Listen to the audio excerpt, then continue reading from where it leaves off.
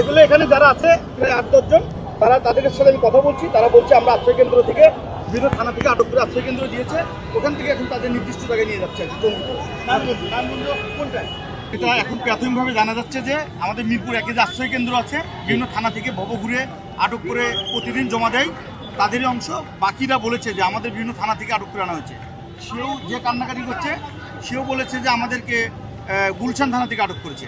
এখন এখানে যে স্কট পার্টি আছে আনসারে, আরেকটা গাড়ি আছে তাদের, ওই গাড়িতে পেপার আছে, আমরা আনতে বলেছি। তবে ভিতরে 10 জন মতো আছে, সবাই দাবি করছে যে তাদেরকে বিভিন্ন থানা থেকে রাতে আটক করে এই আশ্রয় কেন্দ্রে দিয়েছে। নারায়ণগঞ্জ যে সরকারি আশ্রয় কেন্দ্র আছে ওখানে পাড়া হয়ে যায় না, সবাই এখানে আটক আছে। সবাই বলছে যে আমরা ভবঘুরে কেন্দ্র থেকে আছি।